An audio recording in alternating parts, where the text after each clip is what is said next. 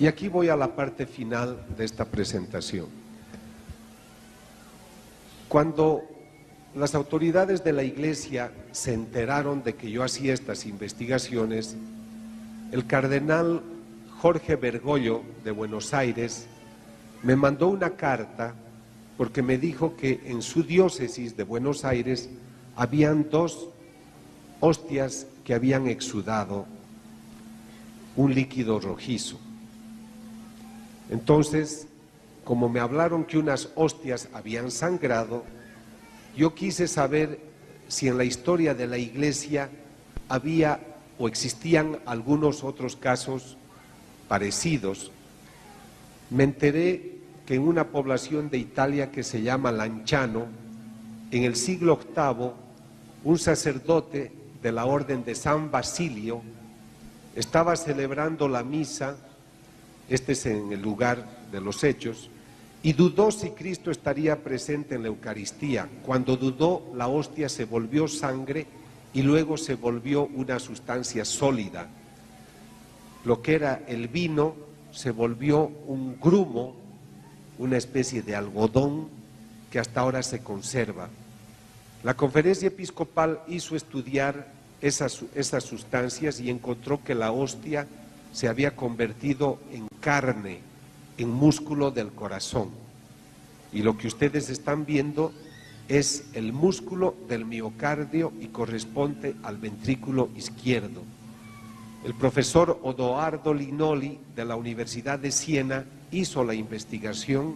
Él demostró que la carne era corazón y la sangre era sangre humana de tipo AB, parecida a la sangre del mismo tipo, que la sangre de la sábana santa. Luego en Italia, en Bolsena, en el año 1263, otro sacerdote celebraba la misa y también dudó si Cristo estaría presente en la Eucaristía, esto repito en el siglo XIII, y cuando él dudó, la hostia empezó a sangrar.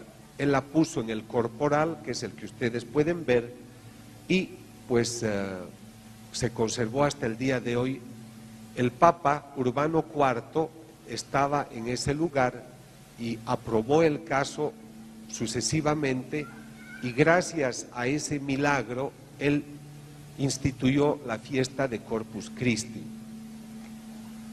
Luego, en otra población de Italia que se llama Casia, en el siglo XIV, esto tiene que enseñarnos a tener mucha reverencia con la Eucaristía. Un sacerdote estaba poniéndose muy tibio con la Eucaristía. Entonces un día le llaman a que lleve la comunión a un enfermo. Y él toma la hostia y la pone en medio de un libro. Y se va a llevar la comunión a ese enfermo. Cuando le quiere dar la comunión, se da cuenta que la hostia se ha pegado a las hojas del libro. Y si ustedes ven esta imagen, tiene un cuadrado alrededor, porque es la hostia que está pegada al papel del libro que el padre llevó. Esto yo debo recalcar porque era una desatención del sacerdote, y evidentemente cuando él vio sangre pues se asustó y se preocupó por su actitud. Muchas veces nosotros comulgamos sin meditar, sin pensar, sin prepararnos. Hay gente que comulga sin cumplir los requisitos para ello. A veces no tenemos el tiempo para ir a conversar con el Señor delante del Santísimo. Yo quisiera que uno de los frutos de este encuentro también sea la revalorización en nuestras vidas de lo que es la presencia de Cristo en la Eucaristía. Yo les voy a mostrar en este momento mi investigación, van a ver maravillas, pero quisiera que se vayan preparando a entender que el Señor dijo: yo no me puedo marchar y dejarlos abandonados a ustedes, por eso yo les dejo mi cuerpo y me quedaré con ustedes siempre. Y el Señor hace algo que ninguna madre ha hecho. Para amar, para demostrar su amor a los hombres, nos deja su propia carne. Ninguna madre se ha secado un pedazo de carne para darle de comer a su hijo, pero Cristo sí lo hace. Y se queda en un tabernáculo 24 horas al día esperando que vayamos a visitarlo. Y en muchos países se cierran las iglesias porque no hay gente que vaya a conversar con el Señor. Entonces estos eventos místicos se han repetido en muchos lugares del mundo. El último es el de Betania, Venezuela, donde esta hostia sangró el año 91. El obispo del lugar, Monseñor Pío Velo Ricardo, hizo los estudios del caso y luego de los resultados reconoció que el caso era sobrenatural y autorizó la veneración de este caso. Y aquí viene la investigación que yo empiezo a realizar el año 99. El 15 de agosto del 96, una persona recibió la hostia en la mano y se le cayó al suelo. Como estaba en el suelo, dijo, está sucia, ¿para qué voy a comulgar eso? Y la persona se salió. Otra persona más respetuosa de la hostia consagrada la levantó y le avisó al padre Alejandro P.C. que esa hostia estaba en el suelo. Entonces el padre la levanta y la coloca en un recipiente con agua para que se disuelva y la lleva a su tabernáculo. Repito, el 15 de agosto del 96. 11 días más tarde, él va a ver si es que en el tabernáculo esta hostia ya se ha disuelto en el respectivo recipiente y encuentra que tiene unas muestras de un color rojizo.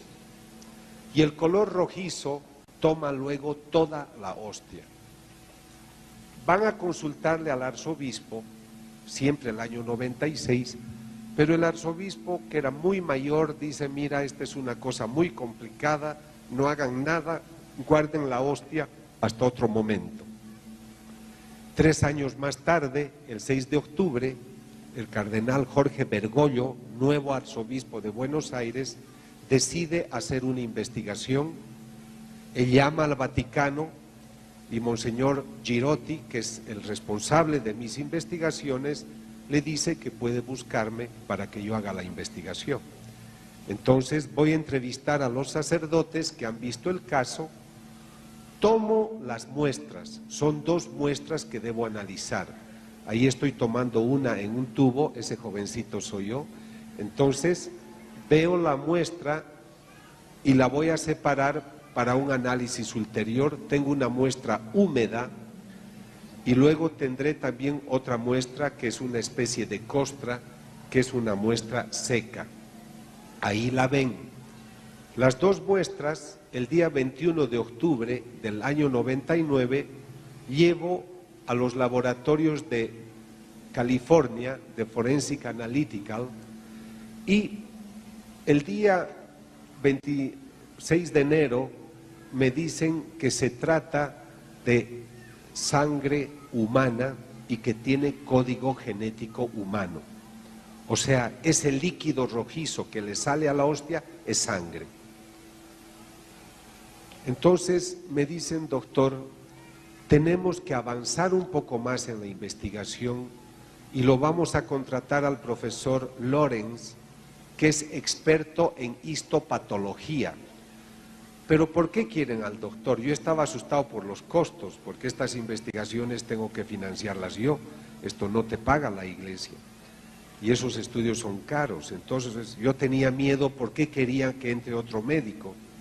Dicen, porque hemos encontrado algo que parece piel humana. Entonces el doctor hace el análisis y dice, aquí hay piel humana y glóbulos blancos. Cuando me dicen que es piel humana, me viene un presentimiento y decido viajar a Italia a buscarlo al doctor Odoardo Linoli, que había estudiado la hostia de Lanciano y dijo que era músculo del corazón. Entonces él ve la muestra que nosotros le llevamos con 2 amigos australianos y él dice, esto no es epidermis, esto no es piel humana, esto es probablemente tejido del corazón. El 2002 lo buscamos al profesor John Walker, que es el que investigó y descubrió la espina en el Cristo de Cochabamba, y él hace el análisis de nuestras muestras y dice: se trata de células musculares, esto no es piel humana. Todas las investigaciones posteriores muestran que esto es más bien músculo, y el 2003 el profesor Lorenz, que me había dicho que esto se trata de piel humana, se rectifica y me dice: esto puede corresponder a tejido del corazón. El profesor Linoli me dice: probablemente sea corazón. Este profesor me dice: puede corresponder, ninguno me da la seguridad.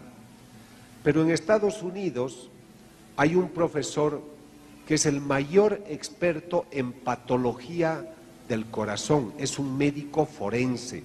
Cuando alguien muere por problemas del corazón, él abre el corazón y te dice por qué ha muerto.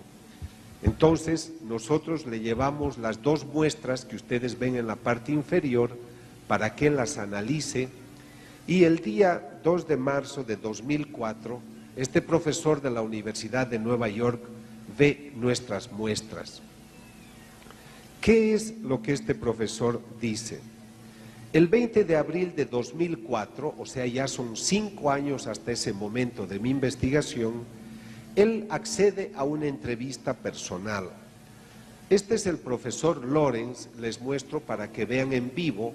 Él encuentra que es músculo del corazón, él encuentra los glóbulos blancos. Este es el profesor Linoli, que está viendo nuestras muestras.